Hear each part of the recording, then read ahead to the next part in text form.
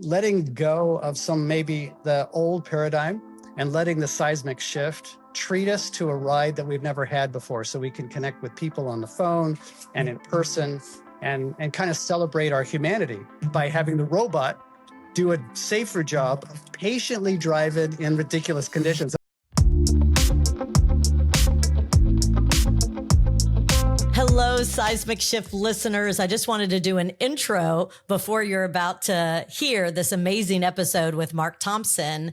What you're going to see, he's the #1 CEO coach in the world, a true mover and shaker at the top of his field, at the top of his game, and he's constantly roaming around the world. And this episode was recorded as he had just landed in the Amsterdam airport, and he continues to try to find a place that's quiet enough to record this episode. So you're going to hear, right? You're going to hear all this noise, which makes it, I think, even more interesting, because the lessons you're going to learn from the #1 CEO coach in the world are just profound, and I hope you enjoy it. Welcome to the Seismic Shift podcast. I'm your host, Michelle Johnston, and this is where we dive into the seismic shifts that are shaking up the way that we work and the way that we live. We're so happy that you're here, and we are kicking off with the most amazing guest ever. I'm just thrilled to introduce you to Mark Thompson, who is a badass and my friend and a mentor. And let me tell you a little bit about Mark. The list is so long, but I will try. #1 CEO coach in the world.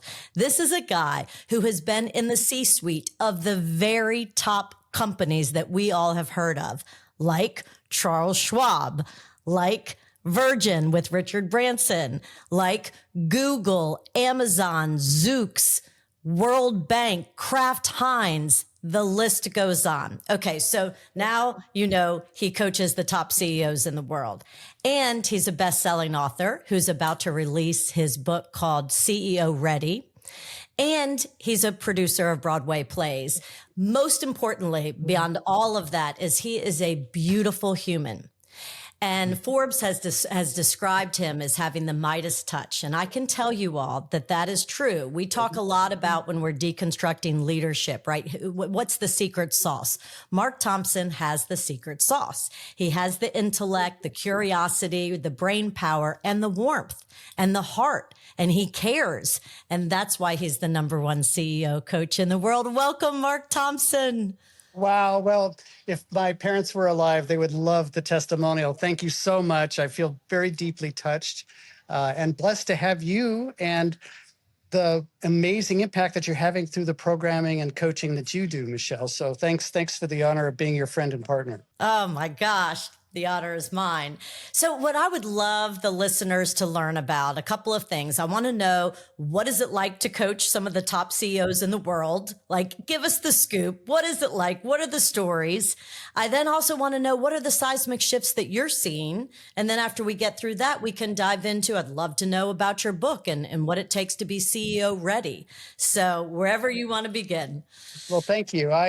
It's so exciting to be alive at this time when there are so many leaders who, if we as coaches are committed to making their life just a little bit better, then the lives of hundreds, thousands, maybe even millions of lives improve. And so I have to tell you that it's been a great honor to be invited into the dialogue of trying to make those lives better, more effective, and more impactful. I think we all always want to feel like we're going to have influence and impact in our lives at whatever level we are, whether we're a CEO or we're starting a family for the first time. And I think what's important to know is that the best leaders, and I do have the option of being able to kind of self-select, is one of the secrets I've had is I hire my customers. So I think in terms of having the relationships with people that I love and that I can have an impact on their lives. One of the coachings that I always give other coaches is that, it's really hard to be an effective one if you don't really find something to love about that person you're helping. And so to me, that's the secret sauce, to find people with whom you feel enough alignment. And one of the biggest reasons why that's important is not just because life is complicated and we would like to have a better one, it's also because there's so many seismic shifts, which is what Michelle talks about in her programming. I mean, what you're talking about is the fact that life changes, the world changes. There's nothing static. And in fact, as coaches, we're here to help program change and transformation. So if we're going to be going through seismic shifts with people that we care about, then it's important to select the right people we want to be in that boat with, and being all in once we've made those commitments. I love that perspective. I've never heard that perspective before. And you're right. And as I'm listening to you talk, Mark, I'm thinking about some of my favorite clients who I work with. It's because I absolutely believe in them. And I think that they're wonderful humans and I want to see them succeed. You're absolutely right. It's certainly not as much fun. It's not as enjoyable when your values aren't aligned with one of the CEOs that you're coaching. And it ends up being even fairly pragmatic too, because you're not going to be at your greatest. What we're trying to always have is that extra why Michelle, why Mark, why any of us is asked into that place of intimacy, and that I make sacred with my clients. I need to be great or not opt in. And part of that is to be fully committed. I think it's easy to come to a lot of commerce and business and consulting from a sense of scarcity. And if you come from that, then you take every gig that you get. And it's hard to imagine turning things down. But I think there's at least a half a dozen times a year where after the first interview, I recommend someone else to do the work. I have a big network. I know other people who might be more effective. They can decide or not. And because I want to be absolutely successful in serving that person. And to do that, you need to be all in. Gosh, you are so right. And you had mentioned seismic shifts. And of course, you're on the Seismic Shift podcast. And I didn't tell our listeners that one of the biggest honors is that Mark Thompson wrote the foreword to my very new book called The Seismic Shift in You that I wrote with Marshall Goldsmith, who Mark and I are very good friends with. And we've been privileged to be mentored by Marshall Goldsmith. And that foreword honestly was one of the most beautiful forewords that I've ever read. And I can't believe it's the foreword to my book. And you talk about the seismic shifts, and let's dive in. You're at the top of the top of the top, seeing the world from the top of the top. What are the seismic shifts that you're seeing that are really shaking us all up these days? Well, I think it used to be that we would look for stability in our companies and organizations. And I'm sure as human beings, we'd love to have that, but it's no longer optional. That perhaps one of the first principles in the seismic shift is that they're happening all the time. I grew up in California. There are actually hundreds of earthquakes a week. You don't even notice them. And then there's, quote, the big one that comes once a generation or maybe after several generations. And the truth of the matter is to kind of face the reality that change is the currency of corporations and organizations and customers. And so the first one would be to once again be focused on what you love so much that when it moves, you want to chase that opportunity rather than run from it. It really tests your conviction to people and projects when things keep changing, right? You know, how much things are stable these days. I haven't met anybody who has the luxury anymore. So I'd say that's certainly one of the first principles. And when you're talking about seismic, that's a great analogy. Of course, I'm in New Orleans and we have other things we have to deal with. That's right, exactly. Not earthquakes.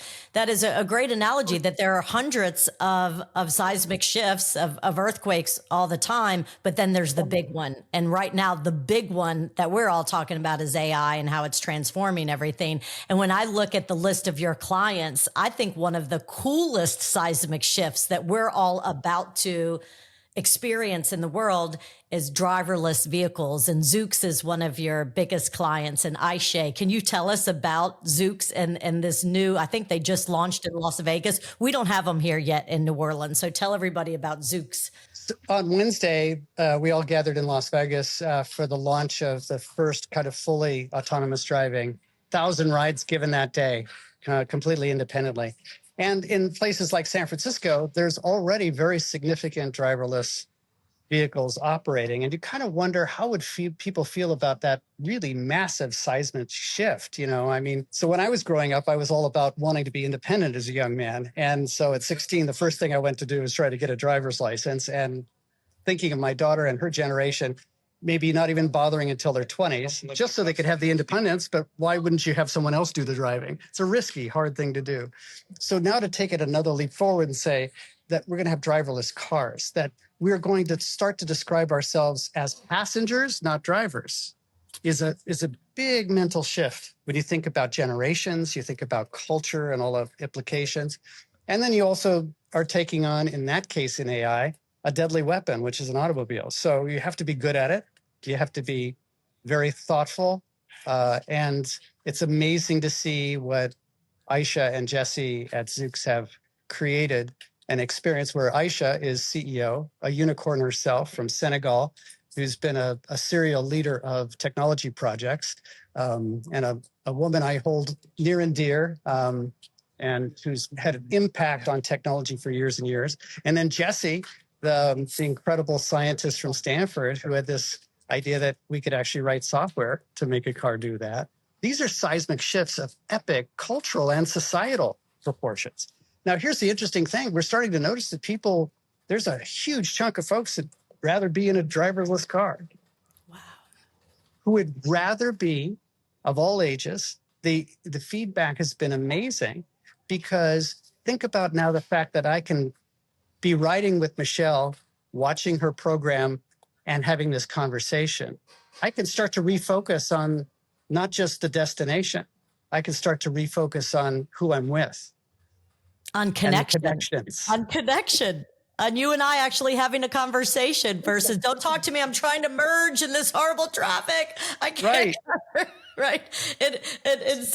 And you're right. And whenever I think about visiting my daughter, she's at the University of Georgia, and it's an hour and a half from Atlanta to Athens. And often I will pay the money in order to get in an Uber to have somebody else drive me for an hour and a half, so that at least I can safely talk to my dad on the telephone. Exactly. I can grade papers if I have to. It just gives me an hour and a half where I get to be and I get to choose, rather than, you're right, that's a huge seismic shift to go from you as a driver to you as a passenger.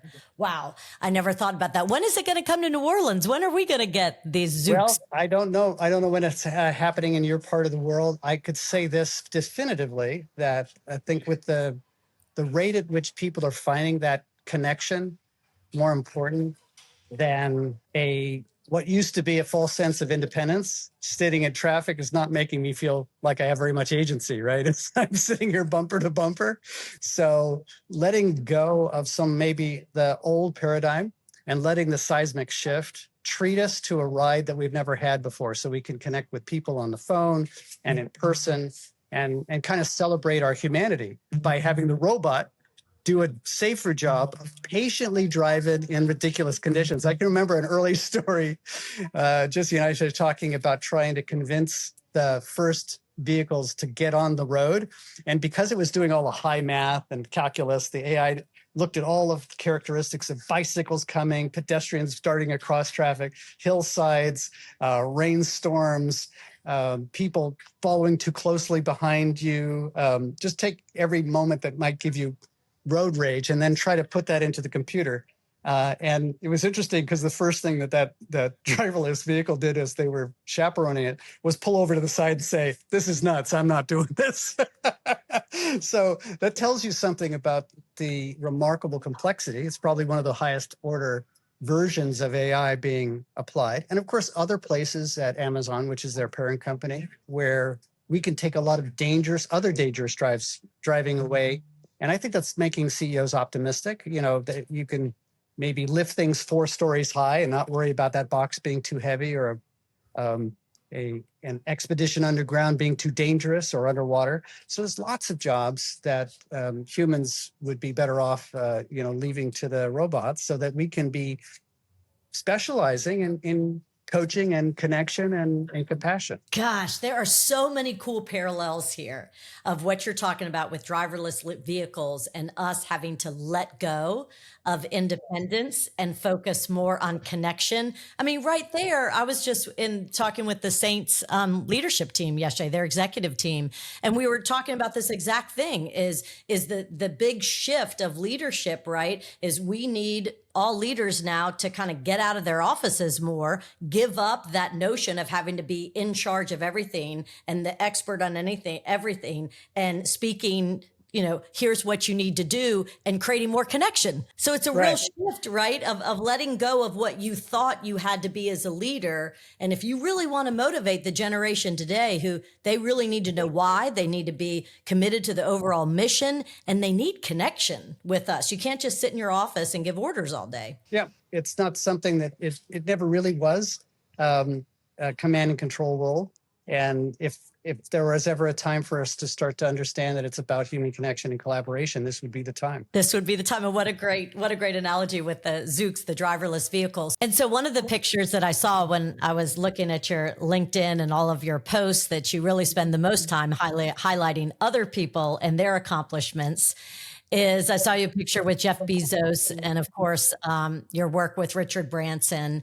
And this was a particular picture when Jeff was putting people into space. So have you been into space? Have you been?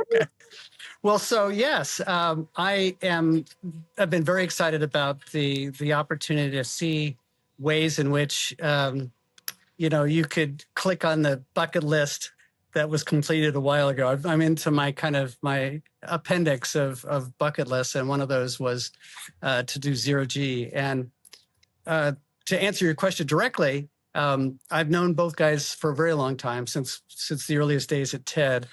Richard Branson, I helped build the Branson Entrepreneurship Center starting about 25 years ago. And we built two, one in Africa and one in Jamaica, patterned after one that I had built in Oakland, California, where ironically there are so many people living just barely at the poverty line on the edge of the most kind of productive, wealthiest places on planet, Silicon Valley. So it was kind of sadly ironic. There's so many people who need so much help and trying to have lives and a livelihood just off radar. So yes, I am driven about helping others. And when it happens to be a famous person, it's because I've connected with others who share that same value. And we want to leverage the impact that we can have on the world 1,000-fold. Frances Hesselbein taught Marshall and I when we started work. I was on her board. Marshall and I met when we were on the Drucker Foundation board together before the turn of the century. And there was a bunch of rich guys at the table all complaining about the various states of their lives, whether it was at home or at work.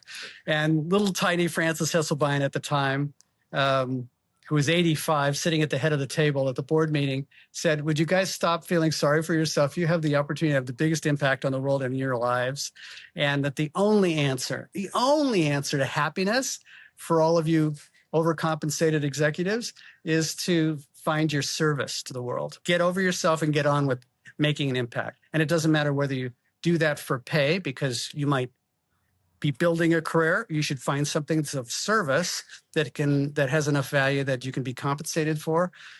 And then the big problem happens is when some people do have a lot of resources, they forget that and then feel lost and start to see scarcity in an ironic way. So yes, I believe in helping people. I feel like that's the only way I've actually been.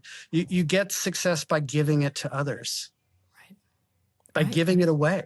And so that's very much how I'm driven. And I'm just really proud of people like, I actually can't say that I know Jeff very well, that's the other thing, is you don't necessarily have to build alliances with every aspect of a human that you work with. It's about finding shared experiences and values so that you can do something together, have impact together. It turns out that with Richard Branson, it's been a serial set of adventures and experiences, and the same with Charles Schwab, because we just believe that the great way to make a prosperous society is when people find their service, and that ends up being a business or a career or it's retirement. Whatever it is, it's that purpose that makes you want to get up in the morning until you don't. Gosh, you are so right. And for those of you who don't know Francel Hesselbein, she led the Girl Scouts organization for many, many years and had a great impact on thousands of people. And she just died last year. Yeah, at 100 plus, and 100 plus. Yeah. and lived such an amazing full life, and got the Presidential Medal of Honor for her service with the Girl Scouts, just one of the many things that she did. And she was a part of the Peter Drucker Foundation. So for those of you who are in business, if you went to business school, you had to read Drucker. It was required reading as among the classics. He was kind of the father of management science, just in the same way that his friend, Marshall Goldsmith, is the father of what we consider today executive coaching. And I'll just finish one note on with Marshall, because it was at the turn of the century that Marshall said, Mark, you're a hot shot. You've done really well. Time for you to get off and get to other types of service. So he was the one who convinced me to leave Schwab after we built it into the first kind of .com, Schwab.com investment platform. He says, so what are you going to do for an encore the next couple of years? You guys are all riding high. You're the dudes with too much success too early. And I'm so glad he got his advice. You never want to not think twice about advice you get from Marshall Goldsmith about your career. And it was the best thing I could ever do. And he says, and by the way, you're going to come help me with all my CEOs, because I don't know that business stuff.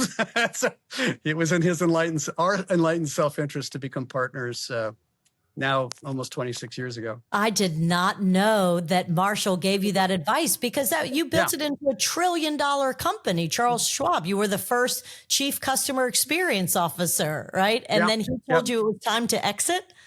Yes. And it was a great time too, because my mentor, Chuck Schwab, who's 20 years my senior, had also built the team, put the right actors in the right seats.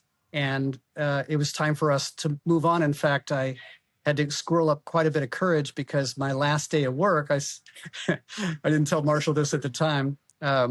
So I'm going to both quit and ask him for money at the same time. So I lost my nerve at least 3 times, saying, Chuck, I really appreciate everything you taught me. I'm going to ask you to help fund my next venture, because that's really where I'm going, because I don't think I could ever leave Schwab, because Schwab was a set of values, and still is. It's a great company that's infused with his heart and soul. So, could you give me 16 million at the time? That was a lot of money to help me with that venture. He wasn't going to be the first or the last person I asked for money for ventures. And his answer was, Mark, you've been working with me now for like a dozen years. I was wondering when the hell you were going to get your act together and do this. So he and his son became a board member, and we turned that company into something many multiples its size. And that kind of launched me into investing on the Forbes list and so forth, and coaching the companies that I was taking bets on, because what I realized is you have to bet on people, and boy, we don't get enough coaching. You can't possibly get enough coaching to do that. I did not. Thank you so much for sharing that part of your journey. I didn't know how the transitions and how you started, how you got to the point where Forbes named you, saying the Midas touch, right? I didn't know how you left Schwab and then how you started these entrepreneurship centers with Richard Branson. I didn't know that part of your journey. So wait, going back. So you talked about your bucket list. Did you get up into space? Oh, so we're almost there into space. We've done 0G twice now. So there's kind of 2 steps if you want to have anything. I mean, I've been invited and I'm on the list to just skirt space, which is what Virgin does, and Amazon does that, and then you kind of parachute back down. I'm interested in something a little deeper than that and actual orbital space, but the first step in doing that, like any astronaut, is that you need to go on the vomit comet. And that's where you do 15 parabolic moves, which parabolas are just verticals and then downs, to create the G-forces on the one hand, and to create the weightlessness on the other hand. And so the interesting thing about that is I got a call from one of my clients, the incoming CEO of Enrique Lures at Hewlett-Packard, saying, we're going to do a promotion in 0G. Could you invite a few of your other CEO clients? And I said, what a great offsite. why don't we do off planet? And so I brought Evan Sharp, who had started Pinterest and had just launched Pinterest, and some of his team, and a few other members of the kind of unicorn community in Silicon Valley. And so we've continued to do that. I just did another one here at Christmas. Benita was with me. She brought the inventor of LiDAR, the new radar, Jason Eichenholz. We've got a great picture of them holding hands on the ceiling as they're rolling along. And it's interesting, these experiences, you talked bucket list. We're both 68. You look 48. You look 48. And in that picture, she looks like she's 20, because there's nothing more that honors your future and your past than to think about those experiences that make you even more alive. That you're kind of always in training. I'm finishing my doctoral degree at this age. It's ridiculous. And it's coming right after the book that's coming out. So I'll be walking in graduation with the floppy hat next summer. Why? Because I can, and I really wanted to challenge myself because I finally found a question worth doing a dissertation on. What's the question? The question is the premise of the book, which is... Good, perfect segue, CEO readiness. Let's talk about that. Yeah, let's do that. Yeah, I mean, the interesting thing is that Harvard Business Review, Scott Baronato, who's editor-in-chief, approached me when I was doing a speech at NASDAQ, and he said, here's an odd thought. At HBR does lots of business articles on leadership, all sorts of management and leadership topics. They are the gold standard, HBR. I went to Stanford, but that's okay. HBR is the gold standard. And he said, I don't really see succession and the idea of readiness on the shelf yet. I don't know why that is. And it's because people don't really have much motivation to talk about it. It's what's behind closed doors. It's kind of almost post-leadership development or post-coaching. Then they decide on a new boss. And she or he, is she ready? Is he ready? How would you decide? What are the assessments for that? How do you look at that as a matter of risk? And so I in my book, I talk about my conversation with Arthur Levinson, who's the chairman of Apple. And he was more recently the CEO of Genentech, which really revolutionized cancer treatment and human growth hormone and other incredible therapies. And when Steve Jobs called him to become chairman of Apple, he says, I don't know anything about that. He said, we want you because it's not going to be a prize for you to work at Apple. You're going to do it because it's going to be a privilege. You're going to make a contribution. You're going to do it because you're going to bring all the experiences of building a biotech company, in some ways maybe different or more complex than a tech company, and the authenticity that comes from actually not thinking you're qualified yet. So the interesting story that I got over and over again from some of the CEOs who've lasted, because the failure rate now is at epic levels. This whole idea that you could be in a place where you can be going to space, or you could be and finding a way to serve through that. I have to take CEOs into areas that they aren't comfortable in, because CEO readiness wasn't something anybody was trained to be. Arthur Levinson was talking when he was first approached by the board of Genentech, said, no, I'm here to cure cancer. Don't get me off topic. Why would I want the bureaucracy of a board meeting? Wasn't sexy to him. He wants to have impact. He wants to really make a difference for the long term.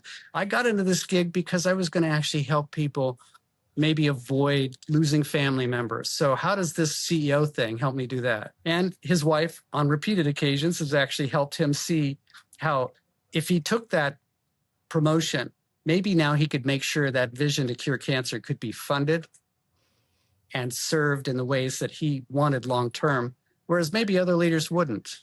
And so that's why he decided to become Genentech. So I talk extensively and kind of ironically, and this is what Scott liked about the conversation, was maybe you shouldn't be CEO. It's not, as Benita said in her dissertation, my wife, Benita, is professor of organizational leadership and management at Vanderbilt.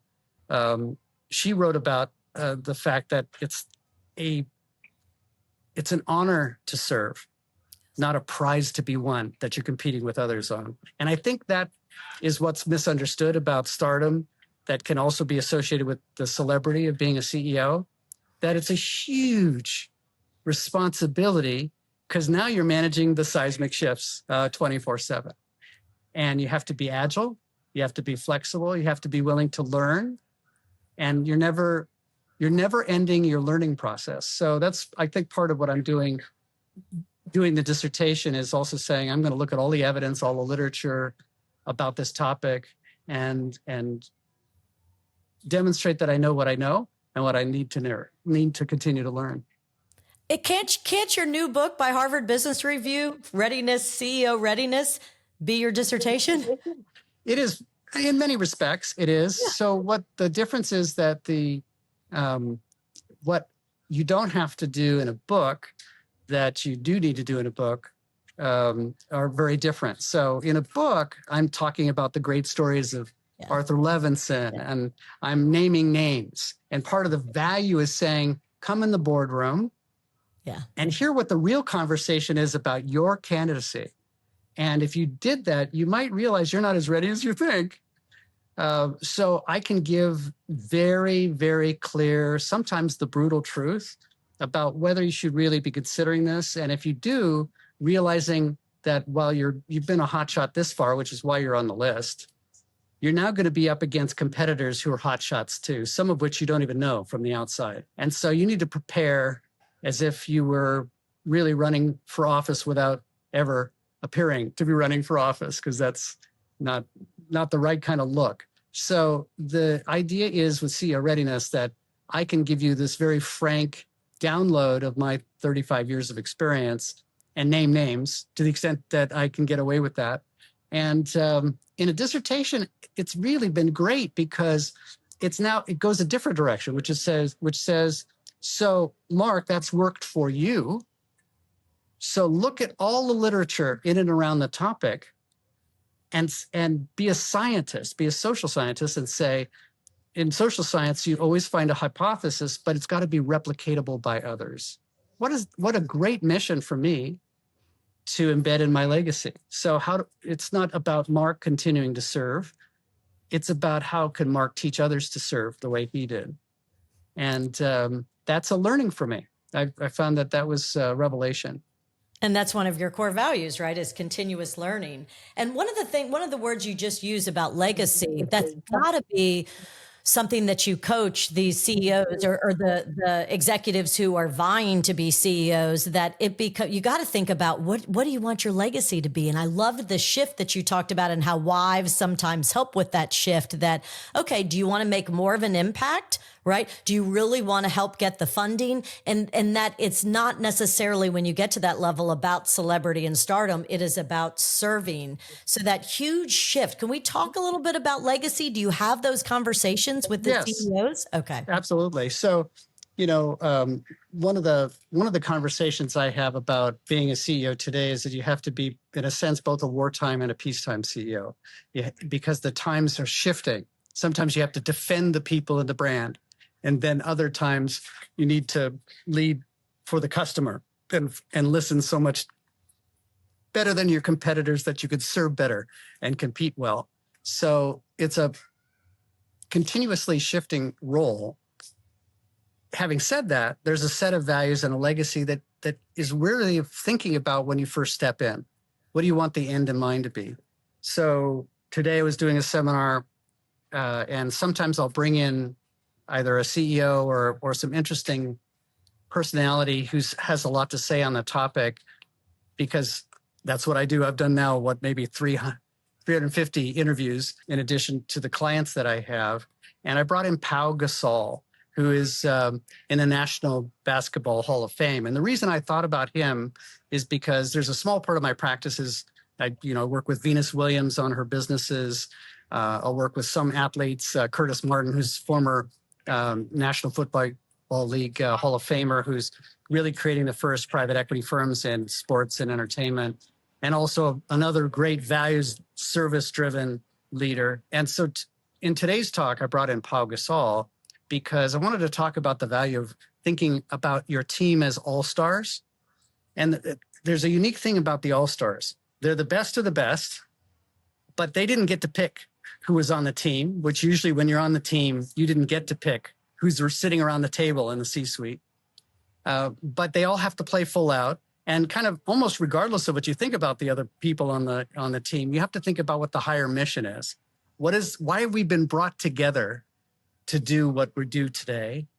And, I'm best at this, and you might be best at that, but I'm better. And transcending the ego and the celebrity, and saying, what could this team do to win the All-Star game? Because the other nuance of All-Stars is you end up having what Marshall Goldsmith calls temporary insanity, and temporary sanity throughout your work career. Temporary insanity is when you think it's all about you, and it is somehow associated with you somehow doing this alone. Temporary sanity is when you realize the moment we have at the table here as a team will never come again. The All-Stars realize they only come together for the playoffs. That team will never be assembled again. If you knew that you were coming together at this table in this very special moment in time to make history, and that this All-Star team will never convene with the same players on it again, how would you show up for the work you're doing? Could we always kick the issue up to prosecuting the problems and finding solutions rather than prosecuting the people and shame and acrimony? And so kind of to kick everybody upstairs in their thinking, to realize that we win this thing together or not at all. And that's all that's remembered on our resume and in the opportunities we have for promotion in a company. So and Powell is just the biggest heart. And of course, he's 7'2", so I always feel, I also, not only is he a big inspiration, but I also feel tiny sometimes in his wonderfully generous perspective on the issue. So it was fun to have that athlete who's been on the All-Star team, been a 6-time All-Star player, reflect on, how do you get Kobe Bryant to cooperate with, Magic and so forth on that court. I love that. So the final question, Mark. So after working on the dissertation and all the literature review and all the articles that you've read, and just having written this book published by Harvard Business Review called CEO Readiness, what can you share some of the best practices with our listeners of what leadership excellence looks like? Well, I think those who really aspire to that next level of leadership, to be CEO ready, means that you, in a sense, you could use the word ready as the acronym, as it turns out. So the R stands for relationships. So there's usually, in the book, I talk about the 7 stakeholders whose hearts and minds you need to win, from the CFO to the chief marketing officer as peers, to the board of directors, who are the ones who hire and fire CEOs. They ultimately will make the selection. And while you think you have a good relationship with them, and they've given you atta-girls and atta-boys along the way, that's because they love you in your role. That doesn't necessarily mean they'll love you in the CEO selection process. So to just be very sensitive to reassessing how deep you're going with your relationships, so that you can really be responsive to their needs and be both seen and selected. That, in other words, you'd have the skills to do the job and then actually be seen as one that they could select. And so I'd say that was probably the primary insight, that more than any other. I'd say the E in READY stands for external. So if you're an internal candidate, think of yourself for a moment as how you'd play this if you were an outsider, because you're going to be competing with outside candidates. And when you're an outside candidate, think about how you could also be more effective at showing that you'd have a track record in this organization, that you understand it, that you can cherish the culture and improve it. The A means that you have to be agile, which is the seismic shift, superpower that you develop, or a muscle that maybe have to be acquired. The D really is about being dedicated, and deciding that this is going to be something that you want to be able to differentiate yourself from the other competitors, and stand out while also being a part of the team. which is a very interesting nuance, which is why coaching often helps, so that you can play both sides on that. And then the why has to do with your personal why. Is this really for you? Is this the right thing to do at this point in my life? Is this the right thing I might do later? How is this going to affect all my stakeholders? My partner, my spouse, my kids, my community, all of people that I care about, and the cause that I might be working for. Thank you so much, Mark, for sharing everything that you've learned about CEO coaching, about CEO readiness, about secret sauce of leadership, these fantastic stories that you've shared, and about your new book coming out, CEO Readiness. Thank you so much. It's such an honor, Michelle, and congratulations on all the great work that you do for the world. Oh, thank you. And guess what? We get to see each other in London at Thinkers 50 and for the book launch that you wrote the foreword to for the Seismic Shift in You. So grateful for you, Mark Thompson.